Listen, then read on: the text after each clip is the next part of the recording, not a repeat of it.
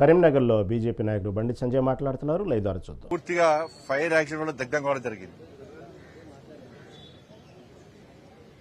అదృష్టవశాత్తు ఎవరు లేకపోవడం, వాళ్ళందరూ కూడా అన్ని కుటుంబాలు కలిసి జాతరకు వెళ్లడం, పోయిన తెల్లవారే అగ్ని ప్రమాదం రావడం, అన్ని గుడిసెలు మొత్తం ఏం లేకుండా మొత్తం కాలిపోవడం జరిగింది. వెంటనే ఆ స్పాట్ కు నేను గౌరవ మేయర్ గారు అడిగి వెళ్ళడం జరిగింది. అక్కడ మా కార్యకర్త అనిల్ సమాచారం ఇచ్చిన వెంటనే నాకు పోవడం జరిగింది. వాళ్ళు వెంటనే రప్పించి తాత్కాలిక ఏర్పాట్లు చేసి వాళ్ళ గుడిసెల కోసం అన్ని రకాల సాయం చేసి వాళ్ళకి షెల్టర్ ఏర్పాటు చేసి వాళ్ళకి గ్రాసరీస్ ఇచ్చి దాదాపు వారం 10 రోజుల పాటు వాళ్ళను అన్ని రకాలు ఆదుకోవడం జరిగింది. ఆ రోజు వాళ్ళు కోరిన మీదట వెల్డింగ్ మిషన్ అన్ని కాలిపోయిన తర్వాత మా పుట్ట గర్వమే వెల్డింగ్ మిషన్ తోని మళ్ళీ తిరిగి కొనుక్కోలేని స్థితిలో ఉండమని చెప్పిన తర్వాత వాళ్ళ ఎంపీ నిధుల నుంచి వాళ్ళకు 13 కుటుంబాలకు వెల్డింగ్ మిషన్స్ కూడా డ్రిల్లింగ్ మిషన్స్ కూడా ఇవ్వడం జరిగింది. ఆ కార్యక్రమంలో పాల్గొనడం రావడం జరిగింది. దాంతోపాటు గంగాధరలో 2,30,00,000 సంబంధించి వివిధ రోడ్స్ వివిధ అభివృద్ది కార్యక్రమాన్ని ప్రారంభించబోతున్నాం. రాజన్న సిరిసిల్ల జిల్లా బోయిన్పల్లిలో 2,30,00,000 సంబంధించి బ్రిడ్జ్ ఇతర అభివృద్ది పనులను కూడా అక్కడ నుండి గౌరవ శాసనసభ్యులు మేడిపల్లి సత్యం గారితో కలిసి ఇలా ప్రారంభించబోతున్నాం. ముఖ్యంగా తెలంగాణ రాష్ట రైతాంగం తరఫున నరేంద్ర మోడీ గారికి హృదయపూర్వక కృతజ్ఞతలు తెలియజేస్తున్నాం.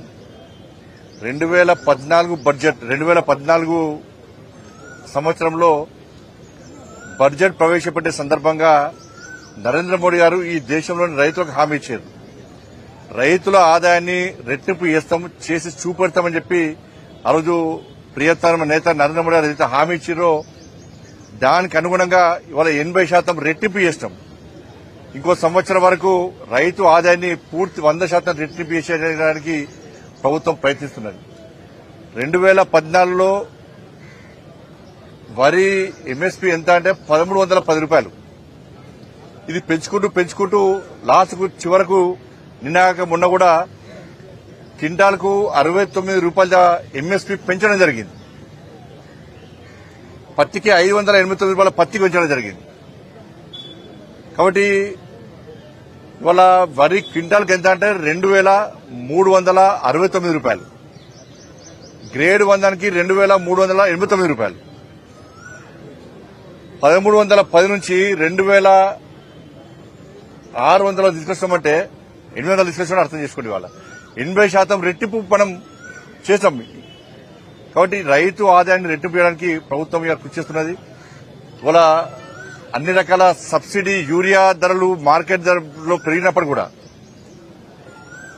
రైతులకు ఇబ్బంది కాకుండా ఆ సబ్సిడీలో యూరియా ఇస్తూ ఆ భారాన్ని కేంద్ర ప్రభుత్వమే మోస్తా ఉన్నది. పూర్తి సబ్సిడీ ద్వారా యూరియా ఇచ్చే ప్రయత్నం ఇస్తున్నాం కూడా. ఇవాళ 10 సంవత్సరాల కాల వ్యవధిలో తెలంగాణ రాష్ట్రంలో ధాన్యం కొనుగోలు కోసం